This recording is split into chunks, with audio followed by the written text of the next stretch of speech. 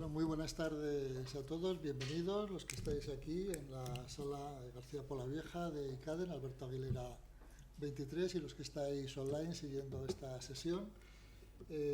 Hoy tenemos el placer de volver a tener con nosotros a Sebastián Puig Soler, que ya nos ha dado como 6 charlas, 6 conferencias en los últimos 5 o 6 años. Un poco más. Algo más. Él es, la relación que tiene con ICADE, la estábamos comentando ahora, es que él hizo el Master Executive en el año... En el año 2007, 2008. Y entonces me contaba que fue una iniciativa de que el Ministerio de Defensa, donde él está,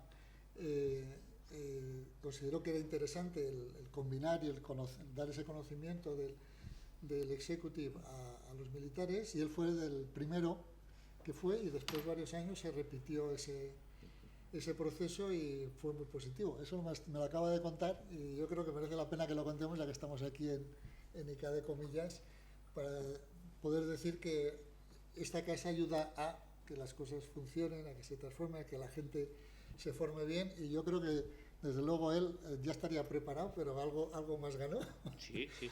Y nos va a permitir que hoy nos cuente cosas muy interesantes. Siempre nos ha contado cosas muy interesantes que podéis ver en la web de la asociación.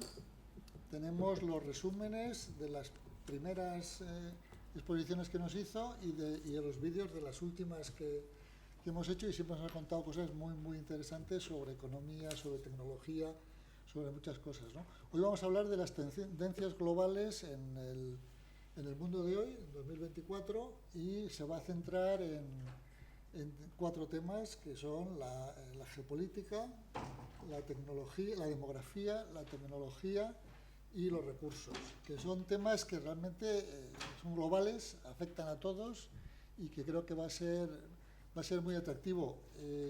Sebastián tiene una experiencia realmente extraordinaria para poder afirmar todo lo que nos va a contar hoy, porque él ha estado pues como experto en la Armada, como analista, y también ha tenido la oportunidad de estar en Washington y en Bruselas trabajando para la Unión Europea, para la OTAN, no lo sé. Para la Unión Europea.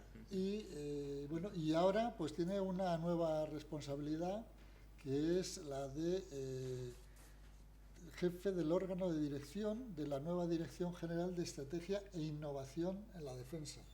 Realmente es un proyecto nuevo que, visto cómo están las cosas ahora, creemos que la defensa pues va a tener que ser un tema en el que hay que poner foco en el futuro y que nos tiene que ocupar. Y esto de la innovación en defensa, pues es algo la innovación en la industria de la defensa es realmente interesante y oportuno, y yo estoy encantado de que Sebastián esté ahí como responsable del órgano, de jefe del órgano, para que esto pues sea un éxito y nos lleve a hacer grandes cosas. Así que, Sebastián, te dejo que pases adelante y que nos cuentes qué es lo que va a pasar, cuáles son las tendencias y cómo ves el futuro. Bueno, pues muchas gracias, Miguel, y gracias a todos, a los que estáis aquí y los que me estáis viendo por la web. Permitirme el atrevimiento de tutearos, porque yo aquí me siento pues como en casa, ¿eh? Hoy, si hubiera hecho lo que pedía mi cuerpo, es irme a casa y meterme en cama, porque estamos poniendo en marcha, pues como ha dicho Miguel, una nueva dirección general del Ministerio, que es de Estrategia y Tecnología de la Industria de Defensa, algo muy necesario dadas las circunstancias que vamos a ver, y bueno, lo estamos creando un poco al estilo español, ¿no? Es decir, vamos a crear la dirección general, pero la vamos a crear sin aumentar el gasto público, sin aumentar el número de personas y sin espacio para ponerla. Con lo cual, pues bueno, es ponerse la capa, la espada, y a los que nos toca ponerla en marcha, pues en ello estamos. Pero vengo aquí, esta conferencia ya estaba agendada antes de que el que es ahora mi director general entrara en mi despacho. Yo tenía otros planes y me dijo: ¿te quieres venir conmigo? y le digo, pues venga, nos vamos, quien dijo miedo, ¿no? Pero la he mantenido primero porque tengo mucho aprecio a Miguel, que creo que está haciendo una labor extraordinaria de divulgación, y le tengo mucho aprecio a ICADE porque el MBA que hice aquí me permitió tener otra visión de cómo hacer las cosas que me ha servido mucho en mi vida profesional. Yo creo que precisamente esa interacción entre el mundo civil y el mundo militar es fundamental, porque había un gran desconocimiento entre ambos. Y luego, cuando tenemos la oportunidad de conocernos unos a otros, dices, caray, si este no es el sargento Arencibia. Y luego conoces a gente que dice, oye, pues esta persona me está entendiendo y entiende la necesidad de la defensa y entiende la necesidad de los valores que nosotros defendemos. Y nada, ya no voy a pegaros más llorada de esto, porque estoy encantado de estar aquí y vamos a entrar en materia. Intentaré no ser muy pesado, tampoco alargarme mucho, para si al final podemos tener un pequeño coloquio, pues es lo mejor. Y si alguno en algún momento pues no tenga ningún reparo en levantar la mano, preguntar para intervenir, si os quedáis con alguna duda.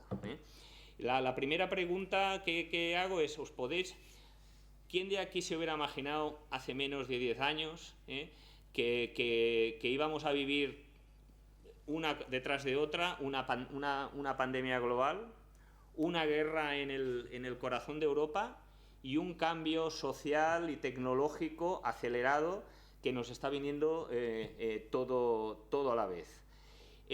Además, es algo que está provocando pues muchísima inquietud en la población, una mezcla, por un lado, de angustia, de desconcierto. Hay la otra reacción, que es el carpe diem, me da absolutamente igual lo que esté pasando y voy a vivir el momento.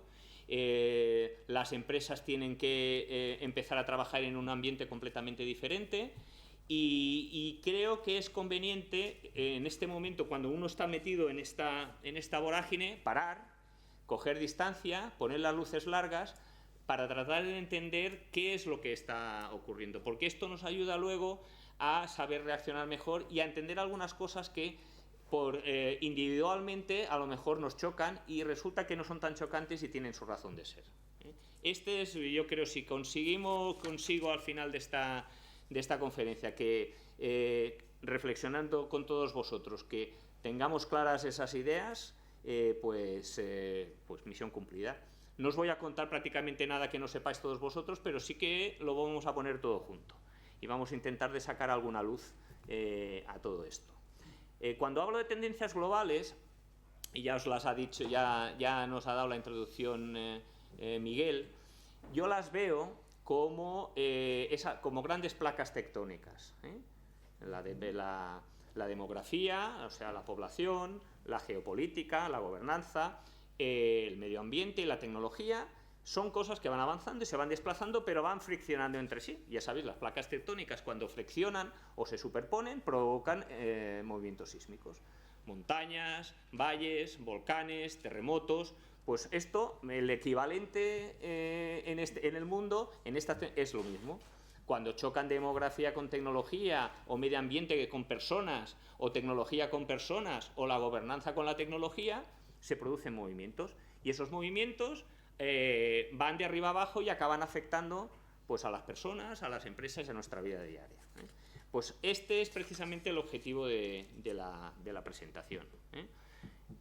Esas 4 grandes placas tectónicas ya las hemos dicho, y lo que quiero también que nos preguntamos, si somos realmente conscientes hasta qué punto todo esto influye en nuestro día a día, menos pensado, o sea, en la manera como tomamos nuestras decisiones individuales, empresariales, cómo nos vestimos, cómo compramos, cómo nos desplazamos, qué decidimos hacer en nuestra vida, en nuestras carreras, nuestro ocio.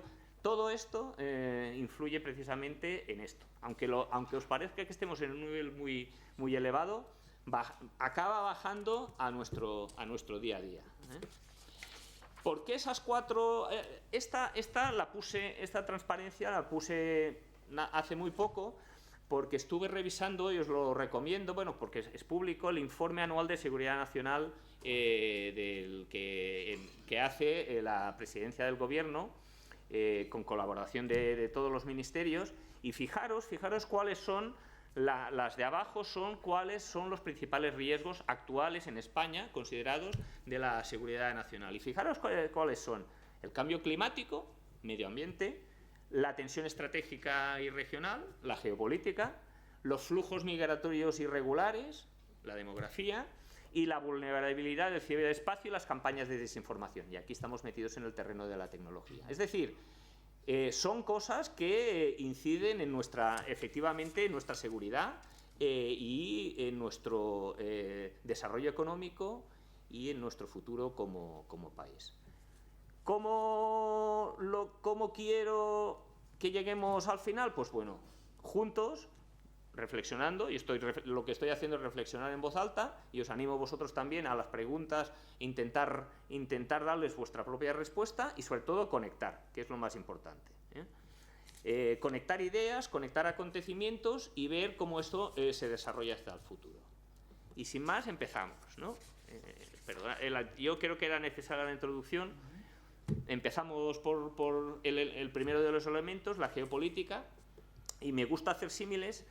En 1913, Bohr puso el modelo del átomo, de la energía atómica, y era un modelo pues muy sencillo, comprensible y entendible, ¿no? Había un núcleo formado de protones y neutrones y unos electrones que giraban en unas órbitas. Cuando los electrones saltaban hacia una órbita o a superior o inferior, se absorbía o se soltaba energía. Un modelo, dice, oye, clarito, entendible, que explicaba bastante bien pues toda una ciencia que estaba en desarrollo, ¿no? Este modelo pues se asemeja bien a cómo era el mundo nacido después de la Segunda Guerra Mundial. Un mundo donde nacieron las instituciones internacionales que aún tenemos hoy en día, la ONU, el Fondo Monetario Internacional, el Banco Mundial, la Organización Mundial de Comercio, etcétera, etcétera, y un mundo que pretendía ser un mundo basado en reglas, y un mundo más ordenado, que es el mundo precisamente que propició la globalización. Pues tenemos un mapa. Siempre ha habido tensiones, siempre ha habido problemas, pero era algo a lo que todo el mundo nos podíamos tener un punto de referencia en el ámbito internacional. Incluso en los momentos de máxima tensión, con la Guerra Fría, entre el OTAN y el Pacto de Varsovia, era algo que también estaba, no digamos controlado, pero perfectamente delimitado. Dos grandes bloques, algunos países neutrales y una competencia geoestratégica entre ellos. Bien, era muchísimo más fácil de entender que lo que es ahora. ¿Por qué? Luego llegó, hablando de teoría atómica, un señor que es Heisenberg, que en 1927 formuló el principio de incertidumbre. Y dijo, no, esto del núcleo y los electrones girando, no. Dice, porque si yo conozco la posición del electrón en un momento, soy incapaz de conocer su velocidad. Y si conozco su velocidad, no sé dónde está la posición. Entonces, ya pasamos de un mapa muy claro a nubes de probabilidades, nubes de puntos, muchísima más incertidumbre, que es el mundo en el que vivimos hoy en día. Y además con otra tendencia adicional a las 4 que hemos visto, que es el movimiento de lo que es el eje de gravedad económico del mundo de vuelta a donde estuvo originalmente, que es la zona de Asia-Pacífico. En el año 1, las más grandes economías del mundo eran China e India. Y este centro de gravedad económico se fue moviendo hacia Occidente hasta los años 50, y progresivamente a partir de ahí volvió a moverse otra vez hacia Pacífico. Y ahora los grandes movimientos económicos, el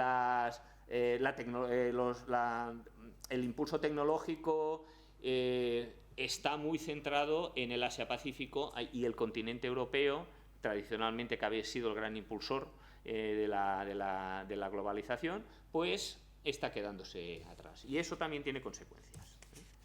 Entonces, ¿qué es lo que vivimos hoy en día? Pues un mundo cada vez más polarizado, y eso no hace falta que os lo diga porque lo conocemos todos. Un mundo donde esas instituciones que os he dicho que nacieron a partir de 1945 ya no tienen la capacidad de reaccionar y de hacer las reglas de juego que estaban imperando hasta ahora, donde cada vez vuelve a crecer más un realismo político, donde la fuerza y la competencia se impone a la colaboración y se impone al multilateralismo, que es lo que hemos tenido viviendo hasta este momento. La caída del optimismo de la globalización y el aumento de la rivalidad entre las grandes potencias, especialmente Estados Unidos y China, pero también Rusia, están marcando un nuevo orden global con alianzas completamente diferentes, pero alianzas además que son como muy fluidas y líquidas y que se basan sobre todo en los intereses. La competencia de China y Estados Unidos es no solo a nivel económico, sino tecnológico y militar. Y todo eso está afectando cómo se hacen las relaciones comerciales, el comercio exterior, cadenas de suministro y cómo al crecimiento potencial de la economía.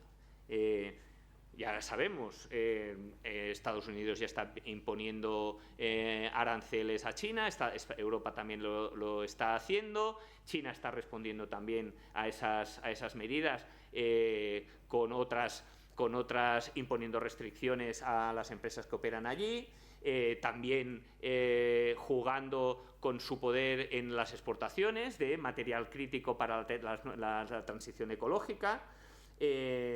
Todo eso afecta sobre todo a los grandes sectores del futuro, que son el sector la energía, para la transición energética, y la tecnología. Y luego está Rusia, que con su invasión a Ucrania ha alterado completamente el mapa geopolítico global. Y nos ha abierto los ojos a los europeos. Y nos hemos dado cuenta que el rey está desnudo, que ya no hay un gendarme global, como era antes Estados Unidos, que Estados Unidos se haya retraído, especialmente lo vimos claro con Trump, pero tampoco es que Biden haya cambiado mucho la política exterior, que tenemos a alguien invadiendo en nuestra vecindad dos países que se están matando entre sí, que la gran potencia agresora no le importa apretar los límites de lo que son las potencias europeas, de ir cada vez más tensando el cable hasta ver hasta dónde alcanza nuestra paciencia, y llegamos en una situación que en cualquier momento pues podía desencadenar un conflicto un poco de mayores dimensiones, y esa es la gran preocupación. Y en ese conflicto nos hemos dado cuenta que sin ayuda exterior, pues Europa, por ejemplo, no es capaz, por sí sola, no sería capaz de defenderse. Pero no solo no sería capaz de defenderse en el aspecto militar, sino también nos hemos quedado retrasados en los aspectos tecnológicos, como veremos. ¿Esto qué ha significado? La guerra de Ucrania ya hemos hablado aquí en otras conferencias. Cambios en la cadena de suministros, una crisis energética, nos hemos dado cuenta también lo dependientes que éramos de las energías externas, y hemos pasado de lo que era antes el just in time, el típico de la globalización, aquí mismo al just in case. Ya tenemos que empezar a buscar proveedores alternativos, tenemos que crear inventarios para poder responder en caso de disrupciones de cadenas de suministros, que las tenemos continuamente, como está ocurriendo ahora mismo en el Mar Rojo, como está ocurriendo en el Canal de Panamá, en este caso no por motivos geopolíticos, sino por motivos climáticos, que veremos. Es decir, estamos en un mundo donde ya no estamos jugando a ese juego cooperativo, sino que estamos jugando en un juego mucho más competitivo, y ese juego ya nos ha demostrado la historia que el proteccionismo, el no permitir el flujo de mercancías y de capitales y de personas, lo único que hace es afectar el crecimiento potencial y la riqueza de los países. Es un juego en el que todos pierden. Más tarde pierden, claro, ¿quiénes van a perder más? Pues los más pobres, como siempre, porque los que tienen más capacidad para esto, pues ellos sobreviven a su manera, pero los países menos desarrollados o con menos capacidad propia, pues lo pasan peor, como os he dicho. Y además, pues no solo en esos conflictos que os he mencionado, la conflictividad global está creciendo. con una característica muy peculiar. Es decir, los conflictos tradicionales entre los países, como puede ser el de Ucrania y Rusia, no es la norma internacional, sino los conflictos regionales o nacionales en la que participan terceros países implicados, lo que se llaman conflictos internacionalizados, por pues, intereses políticos, intereses estratégicos, intereses religiosos o intereses económicos. Un caso clarísimo es el caso de Israel con Hamas, Hezbollah o los hutíes en el Chad, donde hay terceros países como Irán implicado, que tiene sus propios intereses y no es una guerra convencional al uso. Y eso es otro fenómeno que también tenemos que ver, porque la guerra cada vez ya no es como la conocíamos en la Segunda Guerra Mundial, sino tiene un componente, lo que se llama híbrido, muy grande. Es decir, ya no solo es dos bandos luchando pues, con sus misiles, sus soldados,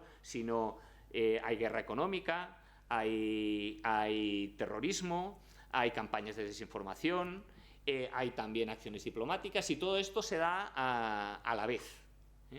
En un ejemplo clarísimo lo hemos visto ahora mismo con lo que ocurrió con los Buscas y los walkie-talkies con Hamas.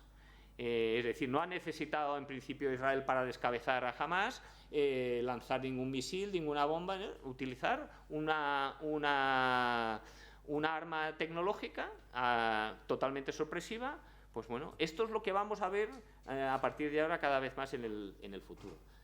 Otra arma puede ser, por ejemplo, en China, que deje de exportar tierras raras o corte algunos elementos minerales, corte también otros países corten su producción de alimentos y afecta a determinados países a los que tú quieres hacer daño. Pues en este batiburrillo geopolítico es en el que nos estamos moviendo hoy en día. Eso lo que hace es que seamos menos capaces de resolver los grandes problemas que vamos a ver también a continuación, ¿no? O los grandes desafíos que tiene la humanidad hoy en día. El primero de ellos, importantísimo, el de la demografía. La demografía tiene una cosa, y es que suele pasar en principio desapercibido porque va muy lento. Son cosas que pasan durante muchos años, pero es implacable. Y vamos diciendo...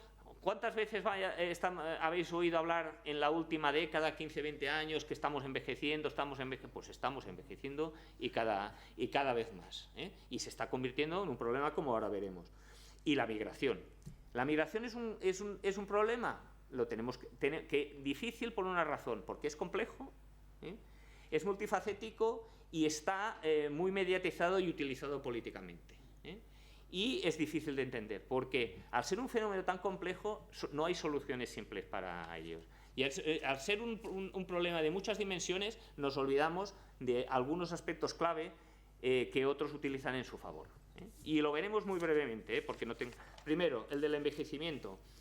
¿Os pensáis cómo... nos hemos puesto realmente a pensar cómo serán nuestras ciudades, nuestras economías, cuando la población global sea un cuarto de la población global tenga más de 65 años? O un tercio de la población en el caso de los países desarrollados.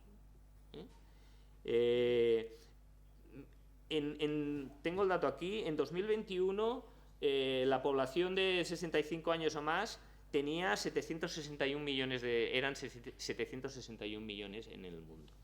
Ahora, en 2050, se espera que sean 1.600 millones de personas. Y eso crece mucho más en las personas mayores de 80 años. Claro, se reduce la tasa de fertilidad, mejora la atención sanitaria, aumenta la esperanza de vida. En Japón, por ejemplo, un 35% de las personas de más de 65 años todavía siguen trabajando. Y seguirán trabajando durante bastantes años. Crece la demanda de servicios de cuidados, que es insuficiente. Los sistemas de pensiones están tensionados, como todos sabemos bien.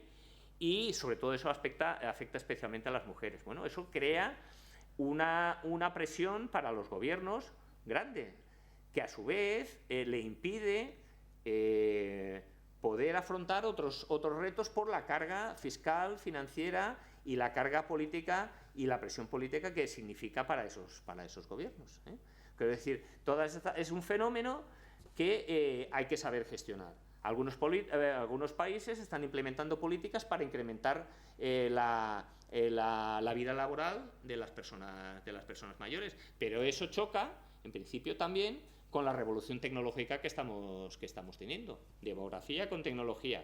¿Por qué? Porque se exigen ahora mismo unas nuevas capacidades, unos nuevos conocimientos, que si no eres capaz de transmitirlos a este sector de la población, pues no estás dando el valor añadido que ellos pueden proporcionar con su experiencia a las empresas. Esto afecta no solo a gobiernos, sino a empresas y a particulares. Pero a su vez también es una gran oportunidad, porque crean nuevas necesidades, nuevas necesidades de servicios, posibilidad de más trabajo, de implementar nuevas tecnologías. Este es el reto, pero esto también es el problema que vamos a tener en los próximos años y que hay que gestionar. No podemos dejar verlo venir. Este problema se junta además con el problema de la migración. Visualizar, por ejemplo, lo que está ocurriendo, una Europa envejecida, que necesita mano de obra para mantener no solo su sistema de pensiones, sino también su economía, y un continente africano con población joven, todavía con un boom demográfico, aunque el envejecimiento es un fenómeno que está ocurriendo global, y eso genera unas presiones, unos flujos que son difíciles de gestionar. Y las causas son muy variadas, porque cuando hablamos de migración parece que la migración se debe por muchas causas. Diferencias de riqueza, aunque la desigualdad global durante la globalización entre países ha disminuido, sigue habiendo grandes focos de pobreza, y cuando alguien no tiene nada que perder, va a por todas a donde tiene alguna oportunidad. La tasa de fertilidad, ya veis dónde es más alta y dónde está estancada. Eso también genera presiones migratorias. Fragilidad estatal, de nuevo centrada en los mismos territorios, y eso hace que haya un montón de personas desplazadas. Y vulnerabilidad climática, que a su vez también suele ocurrir en los mismos sitios. Es decir, el motivo por qué los flujos migratorios ocurren, sobre todo los irregulares, es por todas estas razones, porque la población, como todos, y si estuviéramos nosotros en la misma situación, necesitamos pues sobrevivir. ¿Qué ocurre? Que aunque la migración para los países más pobres, la migración regular, significa una fuente de riqueza, porque lleva grandes remesas de dinero a los países que están creciendo. Pasamos de 128.000 millones en 2020 en 2000 a 831.000 millones de dólares en 2022, que reciben los países receptores de los inmigrantes. Lo que se ve mayormente es el fenómeno contrario, la migración irregular como un problema de seguridad que está además desplazando a los trabajadores nacionales, está colapsando nuestros sistemas de salud y nos está creando problemas de seguridad. En algunos casos puede ser así, pero lo que no debemos olvidar es que la mayoría de la inmigración, y en el caso español, y os lo voy a contar ahora, es inmigración regular, gente que viene aquí a trabajar. Os doy el dato. El 77% de los inmigrantes que trabajan en España trabajan en sectores de baja cualificación, que demandan este tipo de mano de obra y que no se cubre con mano de obra española. Estamos hablando pues sobre todo del turismo, servicios, no estamos hablando de inmigrantes irregulares, estamos hablando de gente que viene aquí a vivir y a ganar y a tratar de ganarse de la vida. El 95% de los puestos de trabajo creados en España en 2022 fue ocupado por personas no nacidas en nuestro país. Fijaros que pues esto es un dato que y en cambio el 65% de españoles que emigran son trabajadores cualificados. Hay una brecha clarísima. Y nos falta mano de obra, como os podrán decir muchas empresas, en tecnología, salud y en servicios, sobre todo por sueldos bajos y por, a veces, falta de cualificación en algunos sectores. Y seguimos teniendo la tasa de paro más alta de la Unión Europea. ¿Eso es culpa de los inmigrantes? Pues no. Es culpa de nuestra estructura económica y de la capacidad que tenemos nosotros para generar, pues, empleo de más calidad y de nuestra inversión en capital humano. Un 26% de los jóvenes españoles no se quedan en la ESO, y en cambio tenemos un 52% de jóvenes también que tienen estudios superiores, pero que muchos de ellos no encuentran trabajo. Además, tienen dificultades para integrarse en formar una vida, formar una familia. Entonces, el debate, por lo que quiero insistir en esto, es que el debate es mucho más complejo. Efectivamente, la migración irregular tiene que ser controlada, sobre todo tratando de asegurar, y esto es lo que se ha intentado, no con mucho éxito, fomentar la riqueza y la integración en los países de origen. Pero son países, como hemos dicho, sometidos a diferentes tensiones climáticas, demográficas, de guerras, geopolíticas, fragilidad estatal, es decir. Entonces, el problema, ¿cómo se debe afrontar? Esta matriz os la dejo aquí porque se va a poner la presentación, en el sentido de no hay una solución única para todos los migrantes. Es una matriz muy interesante porque tenéis en la parte horizontal lo que es la coincidencia entre las necesidades de los inmigrantes y las necesidades del país. Y en lo horizontal tenéis lo que buscan, es decir, si busco una oportunidad para mejorar o realmente estoy huyendo de persecuciones, de guerras y todo esto. Bueno, pues el tratamiento que deben dar a cada uno de los sectores es diferencial. Es decir, a los inmigrantes mayormente regulares que buscan una oportunidad en el destino pero que no son técnicamente refugiados o no son personas desplazadas, bueno, pues hay que intentar, lo que os he dicho, reducir esos movimientos, tratar de absorberlos en la medida de lo posible o retornarlos de manera humanitaria. En los refugiados que son realmente refugiados por guerras, como ha pasado con los ucranianos, pues hay que acogerlos, pero además repartir costes entre todos los que lo acogen. No solo puede ser un país el que lo absorba.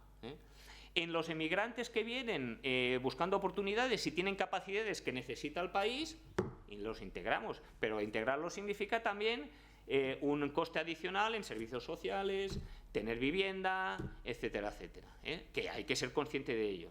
Y luego los desplazados o refugiados que tienen habilidades, pues integrarlos también, porque nos hemos dado cuenta que hay déficit en algunos sectores, sobre todo por la estructura de nuestra economía. Es decir, que no es una solución única y no es solamente coger y devolver a las personas a sus sitios de origen, no, es buscar para cada una de las situaciones, que son situaciones diferenciadas, soluciones diferenciadas. Y no digo que sea fácil. ¿Por qué? Porque se utiliza la emigración como elemento político en un mundo que ya está descontento de por sí, para el auge, pues, de los populismos, no tanto de extrema derecha como de extrema izquierda, utilizados en favor para, pues, crear temor, en algunos casos fundado, en otros casos simplemente para aprovechar la situación y ganar influencia política. Lo único que digo que es un problema muchísimo más complejo que requiere soluciones complejas. No hay alguien que tenga una solución sencilla para la migración, te está tomando el pelo. O sea, la tecnología, pues la tecnología, y vamos bien, es el otro motor, ¿cómo se dice?, placa tectónica que nos está viniendo encima a una velocidad, pues, brutal. Y bueno, ¿qué os voy a contar? ¿Quién nos diría hace 5 años, que la inteligencia artificial era algo que veíamos en las películas de ciencia ficción, y ahora ya lo tenemos en las universidades, en nuestras casas, en nuestros teléfonos, en las empresas, pero no solo es la tecnología artificial, con ella vienen otras tecnologías que se están desplegando. Y pues mira, estamos hablando de la robótica, el blockchain, la realidad aumentada, la realidad virtual, la biotecnología, todo eso pues transforma a las personas, transforma a la sociedad, transforma a los mercados y transforma también los gobiernos. Genera tensiones, pero también genera oportunidades. Y la tecnología tiene que ser, en mi opinión, el gran elemento para ayudar a resolver o a temperar esas grandes otras tendencias que os he apuntado. Fijaros, esto es una estadística de McKinsey muy interesante de cómo están desplegando estas tecnologías emergentes. Hay algunas que ya están en pleno despliegue, como el cloud, la conectividad avanzada, la inteligencia artificial generativa, la inteligencia artificial aplicada y, bueno, una serie, las que veis aquí, robótica, tecnologías cuánticas, etcétera, etcétera. Pero lo está haciendo todo a la vez. Y bueno, en algunos sectores es disruptiva, en otros casos se pone sin haberla madurado suficiente, pues todo esto genera tensiones y dificultades y mucha confusión. Muy importante el tema de la inteligencia artificial y de la automatización por el impacto que tiene en la persona y en la sociedad. Hace poco estuve en una fábrica de Siemens, donde ya, bueno, también lo tenemos en la Armada, ya la inteligencia artificial está haciendo mantenimiento predictivo.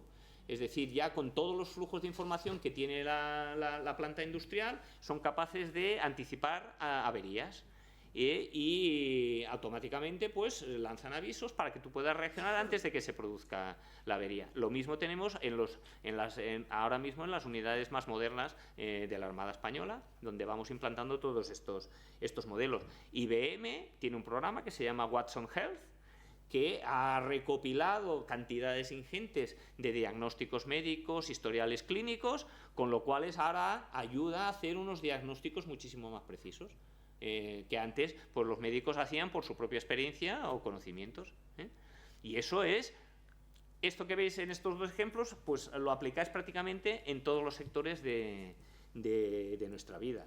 En la manufactura ya los robots ya están cogiendo la capacidad de dialogar en tiempo real con las personas.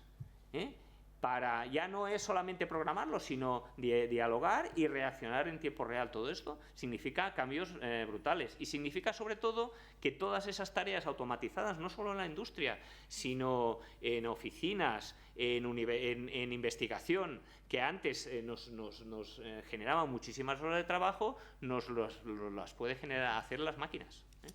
Eso pues puede generar la pérdida de muchos puestos de trabajo. Se estima que un 50% de las actividades son automatizables actuales, pero también genera oportunidades. Y a su vez nos exige que esa gente que ahora mismo que puede quedarse fuera de ese, tenga un paraguas social, un paraguas gubernamental, para tratarlos de que no queden excluidos de este. Y me refiero pues no solo a las personas mayores, sino a los jóvenes sin cualificación, incluso las personas que se van al paro y se quedan sin trabajo. Es decir, son enormes oportunidades, pero a la vez exigencias adicionales que se suman pues al del envejecimiento y se suman pues a las tensiones geopolíticas y al crecimiento de los populismos. Es decir, son realidades que interaccionan unas con otras. La tecnología tiene un potencial enorme en mejorar la productividad, que es algo que ha ido declinando, especialmente mirar dónde estamos España, en crecimiento de productividad, que eso determina nuestra competitividad. ¿Y qué determina que, por ejemplo, en Estados Unidos, de 2000 a 2022, la productividad total de los factores haya subido un 15%, mientras en España ha bajado un 7,3%? Y bueno, aquí abajo tenéis la de 2013-2019. Hay un elemento fundamental, Y ahí volvemos otra vez al factor humano.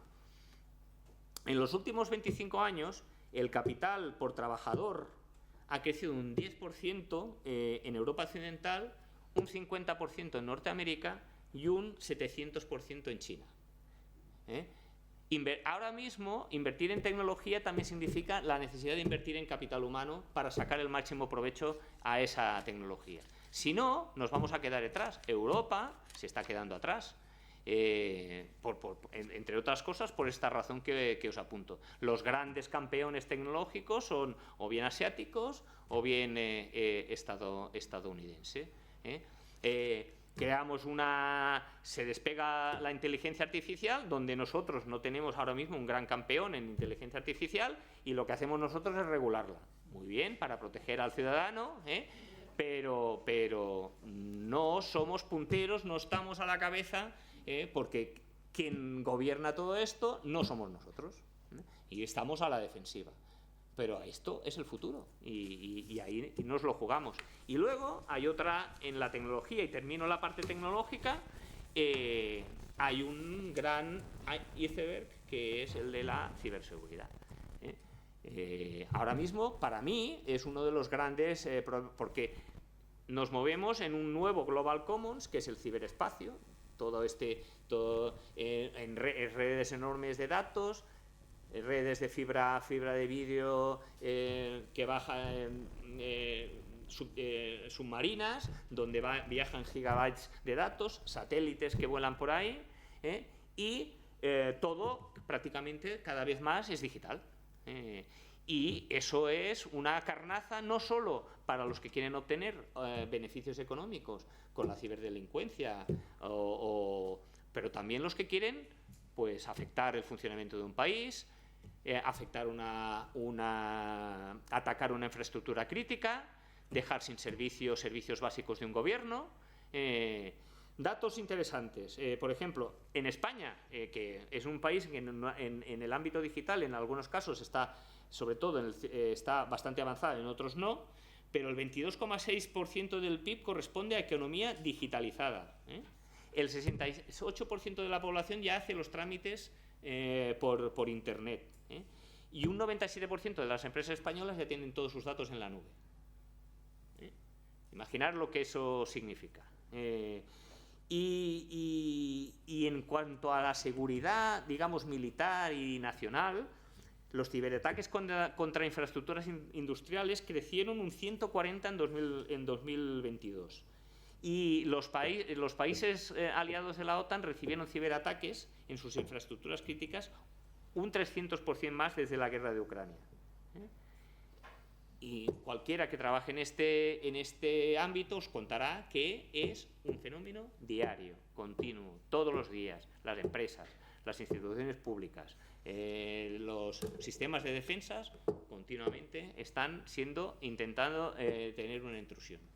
Y eso es un gran desafío. Nosotros, todos los países, nosotros mismos, tenemos un mando conjunto de ciberdefensa que está creciendo porque la economía del futuro juega aquí. No, aparte de jugar en los sectores tradicionales, juega aquí. Y quien tiene las armas para destruir esto, tiene las armas para destruir una economía, incluso también destruir una sociedad. Entonces, no somos conscientes, pues, o si lo somos, no somos conscientes de la necesidad de invertir y de la vulnerabilidad que esto significa para nosotros. Y finalmente, el tema del medio ambiente de los recursos. Perdonar, que me he ido muy rápido.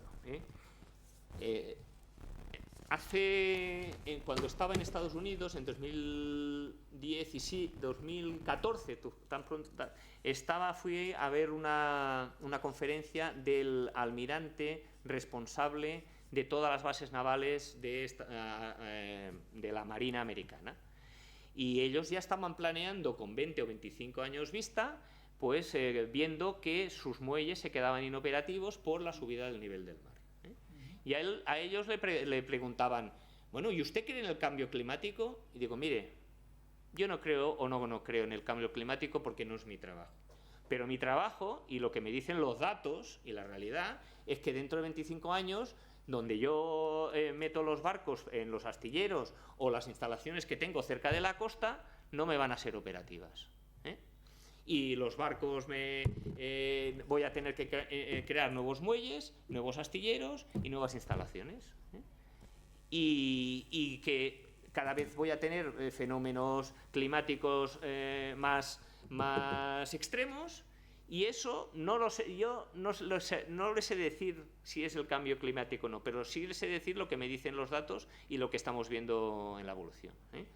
Pues la contaminación, la sobreexplotación de los recursos, la deforestación y la pérdida de diversidad tienen un impacto en todo, en geopolítica, en demografía y en las exigencias tecnológicas para afrontar estos cambios. Es decir, con la independencia del debate político del cambio climático, no, los negacionistas, etcétera, etcétera, es algo que tenemos que afrontar porque lo vemos todos los días.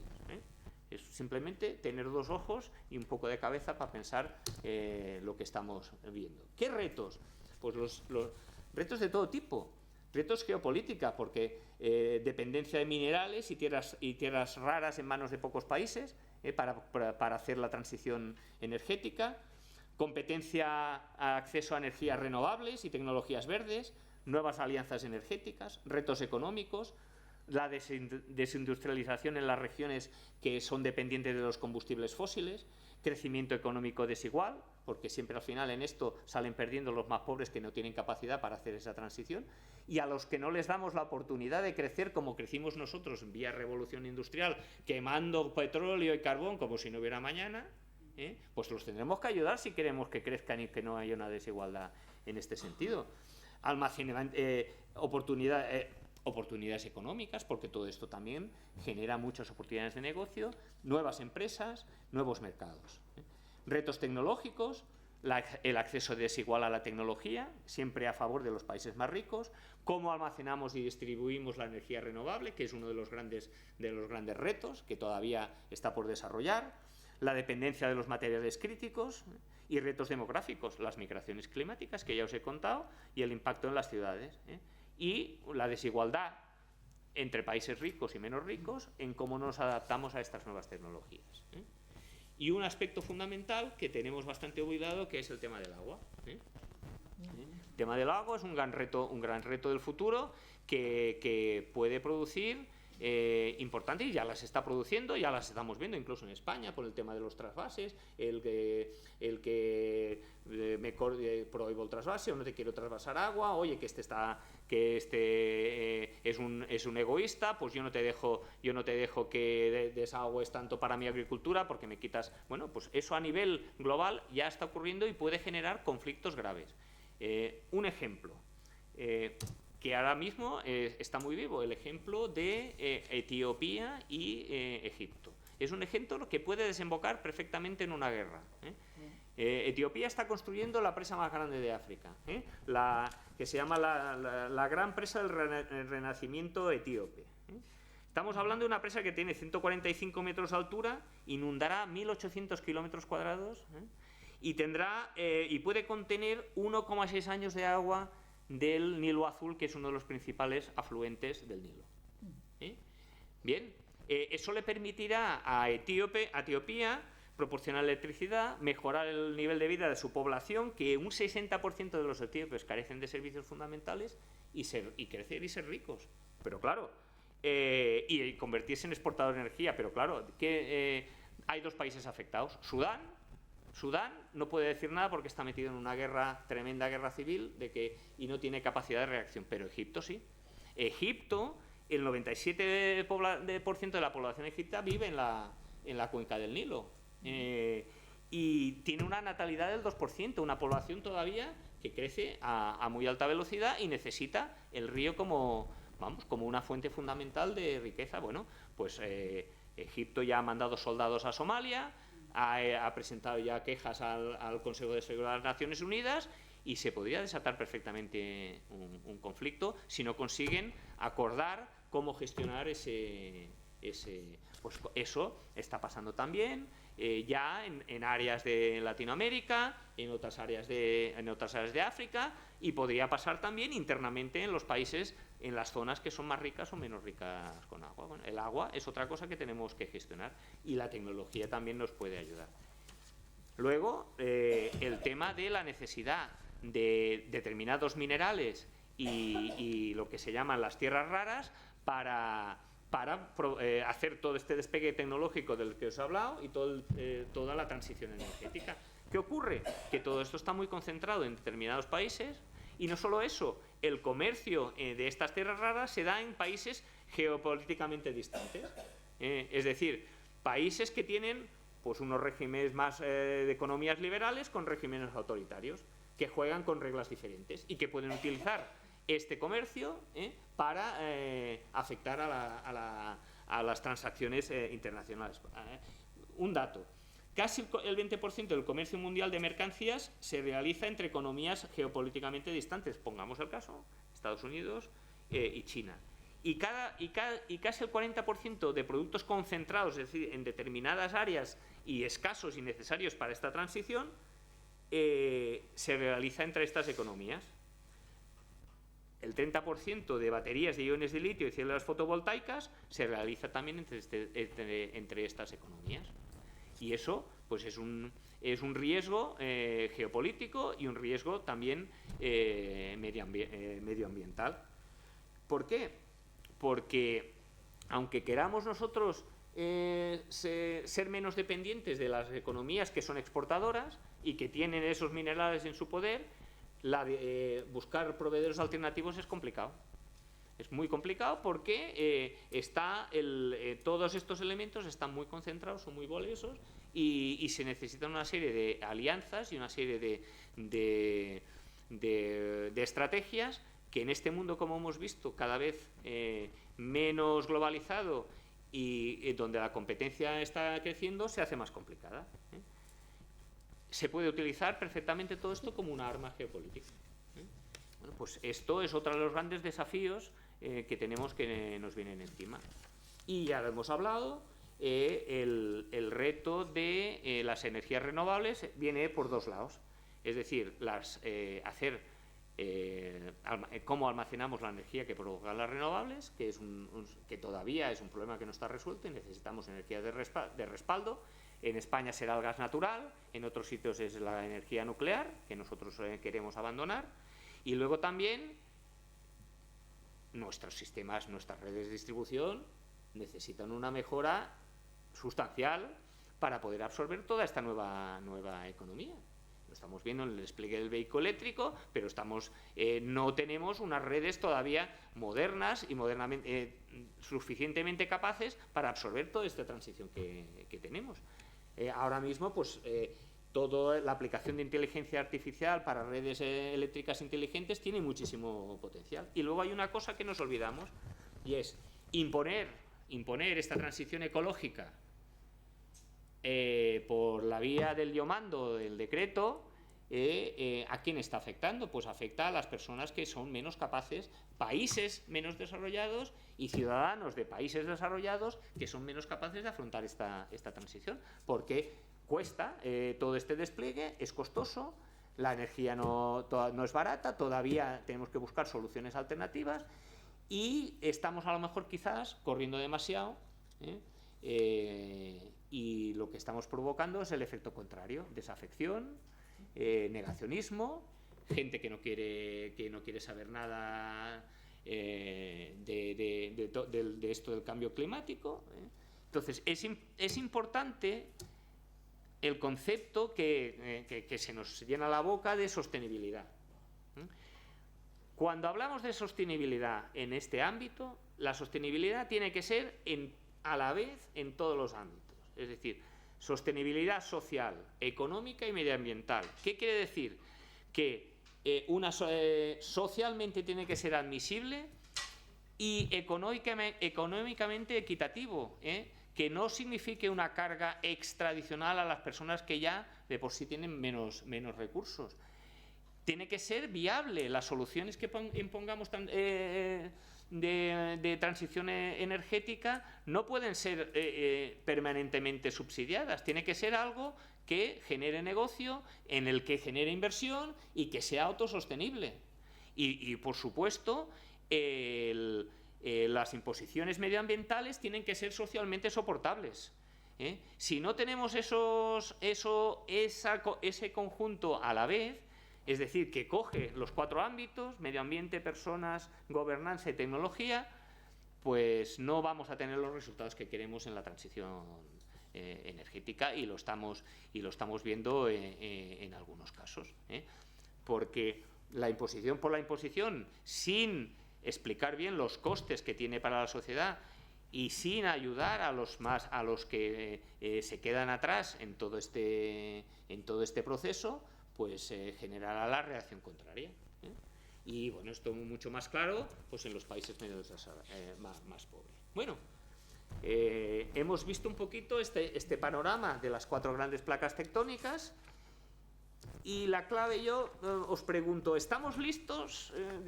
Yo no quiero agobiaros, no quiero presentaros una situación apocalíptica, solo digo que todos estos temas son los que debemos abordar, y a veces nos miramos el ombligo y nos centramos en, pues comparado con esto, pues en minucias, en políticas cortoplacistas, en soluciones pues para que miran un determinado proceso electoral pero no a largo plazo, en cosas para atraer a la gente a nuestro lado, para formar trincheras, para crear polémica, pero no estamos afrontando pues todos estos retos. ¿Seremos capaces? ¿Cómo lo podemos hacer? Pues conectando todas estas cosas, como digo yo. ¿Cómo conectamos gobernanza y migración? Pues repensemos las políticas de inmigración y de desarrollo. Subvencionemos, ayudemos a los países de origen, pero no lanzándoles gran cantidad de ayuda humanitaria, sino proporcionándose las herramientas que tuvimos nosotros en nuestro momento, para que se puedan desarrollar por sí mismos, tengan seguridad y empiecen a formar. ¿Qué es lo que buscan? Pues quiere toda sociedad: tener tu familia, tener un trabajo, montar una empresa, prosperar y vivir, que es al fin y al cabo lo que quiere cualquier ser humano, sea de cualquier parte del mundo. Segundo, gobernanza pública. Nos queda un camino bestial, y podemos utilizar la tecnología. Hablo de Big Data, evaluación de políticas públicas. Si tenemos chorrocientos millones de gigabytes de datos que no utilizamos sobre cómo estamos haciendo las cosas. Participación ciudadana, administración electrónica, reducción de la burocracia. Todo eso nos lo permite la tecnología. Recursos, utilicemos la tecnología e invertamos I+D para hacer una explotación cada vez más eficiente y limpia de los recursos. La economía circular, por ejemplo, es un camino bastante interesante. Invertamos sobre todo, ya lo hemos dicho antes, en capital humano, educación, e incentivando también al sector privado a hacerlo. Formación en la empresa, flexibilidad en el trabajo, digitalización, y también teniendo redes de seguridad, como hemos dicho, para los trabajadores y las personas menos cualificadas que se quedan atrás. Innovar en la interacción entre hombre y máquina, nuevas formas de trabajo, nuevo empleo del ocio, nueva concepción de los salarios impuestos. Es decir, los paradigmas o los modelos antiguos en este nuevo mundo en el que nos movemos necesitan cambiar, y por supuesto renovar la gobernanza global. Si no conseguimos una reforma institucional profunda de la ONU, de la FMI, de la OMC, del Banco Mundial, que refleje el nuevo equilibrio geopolítico que hay en el mundo, porque las grandes potencias se resisten a soltar el poder que tenían, pero el mundo ya no se mueve solo por ese G7 o ese, no, hay muchísimos más actores emergentes que quieren tener también su papel en él. Y luego tenemos algunos actores que no quieren jugar a esas reglas, y eso, ¿por qué? Porque van por su propia cuenta, y eso nos genera pues muchísimas tensiones. Esto es lo que en mi cabeza creo que pues se podría hacer, y hay muchísimo camino por delante por recorrer. Y en el aspecto personal, ¿qué habilidades creo yo ahora mismo necesitamos para el futuro? Y eso afecta tanto a jóvenes como a mayores, a todo el mundo. Primero, yo creo que la fundamental es tener pensamiento crítico. sobre todo para afrontar la inteligencia artificial. La inteligencia artificial es una herramienta brutal que nos da muchísima... A mí, por ejemplo, en el tema de investigación, yo la utilizo porque me ayuda muchísimo. Es decir, la capacidad de análisis que te da de grandes volúmenes de documentación la inteligencia artificial o de trabajar determinados tipos de datos es acojonante. Pero si tú no tienes el conocimiento o el criterio para saber que lo que te está produciendo es de calidad o no, estás en manos pues, de un producto que no sabes lo que te está dando. Si tú eres un experto, estás capacitado y tienes ese sentido crítico que es fundamental para saber utilizar estas herramientas, entonces sí que las utilizaremos como un potenciador brutal. Yo creo que es fundamental, sobre todo para resolver problemas complejos y en un mundo que cambia rápidamente. Hoy decíamos, muchas de las cosas que hoy a lo mejor, me decía Antonio, yo te hago una conferencia sobre nuevas tendencias en inteligencia artificial y a los 2 meses ya está obsoleta, porque ya esto está más que superado. Fundamental. Luego también alguna cosa que dices, ostras, creatividad. Esa es otra cosa que creo que es fundamental. Pensar con originalidad y generar nuevas ideas, porque otro de los riesgos de la inteligencia artificial es uniformarnos a todos. Si no somos capaces de tener sentido crítico y si no somos capaces de pensar con creatividad y todos nos alimentamos de lo que nos va produciendo la inteligencia artificial, que no es más que agregar y luego soltar esos mismos datos, pues nos convertimos pues eso, en una masa en donde no tenemos capacidades para prosperar, o prosperarán los que son más listos y se capacitan para ello. Y luego, adaptabilidad. Estamos en este entorno que os he contado, es fundamental ser capaz de ajustarse rápidamente a nuevas situaciones y a nuevos entornos. Adaptabilidad significa, y lo hemos dicho en otras presentaciones, también tener una tolerancia brutal a la frustración, algo que las nuevas generaciones no tienen. Es decir, tenemos que acostumbrarnos que hoy a lo mejor Israel coge y de repente en 2 días bombardea las centrales nucleares o bombardea todos los de estos del petróleo iraníes y de repente tenemos otra crisis energética y lo que antes valía 10 valía 12 o algo ha dejado de funcionar y tenemos que buscarnos un proveedor alternativo o tenemos que hacer pues tenemos que ser capaces de pensar que esto en este mundo ahora mismo, en esa nube de probabilidades que os he visto, puede ocurrir. Es decir, ser capaces de ser adaptables para empresas y para personas es fundamental y no quedarse en mi reducto a esperar que las cosas vean venir, porque si no nos pasan por encima. Y luego aparte, para todo esto hay que prepararse y formarse, y insisto 1000 veces, inversión en capital humano, que es lo que nos permitirá viajar trabajar en el futuro. Y todo esto sin tener una base no nos sirve de nada.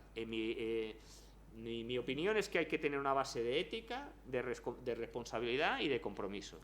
Es decir, quien tiene estas capacidades y además es una persona comprometida, que tiene unos principios y unos valores éticos, te aseguro, porque lo he vivido, tiene todos los ingredientes para destacar, avanzar y prosperar en el mundo que nos viene.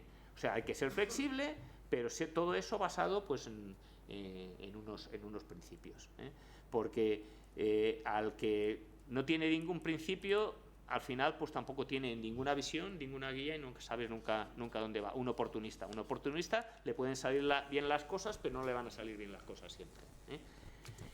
Y como conclusión, y bueno, me he pasado 5 minutos de lo que quería hacer. Os dejo con esta frase, un artículo reciente de alguien que os recomiendo leer mucho, que es Xavier Marcet, que hace unos artículos fantásticos sobre management, que dice, hay que hacer que las cosas, no quedarnos solamente en esta visión, sino que hacer que las cosas pasen con sentido común y compromiso. Es decir, no hace falta afrontar todas estas cosas que vemos todo a la vez, no, pero tenemos que dar pasos. Uno detrás de otro. Como digo yo ahora que estoy en pleno despliegue de mi nueva dirección general, una cosa después de otra. Check-in. Oye, El primer día era el caos absoluto, pero oye, ahora llevo 2 semanas y hemos puesto ya muchos check-ins ahí, ¿eh? Y eso necesitas una visión a medio o a largo plazo. No pensar que todo lo puedes resolver y en los políticos igual. Los políticos no pueden pensar en procesos de 4 años. Todas estas cosas necesitan ponerse ya 4, 10, 15, 20 años.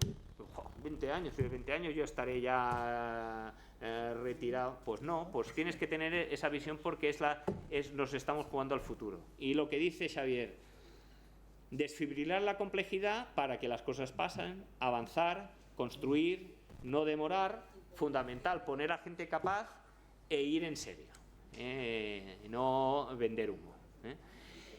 Y pues en principio nada más, no sé si os ha interesado o no, pero esto es lo que quería compartir con vosotros esta noche.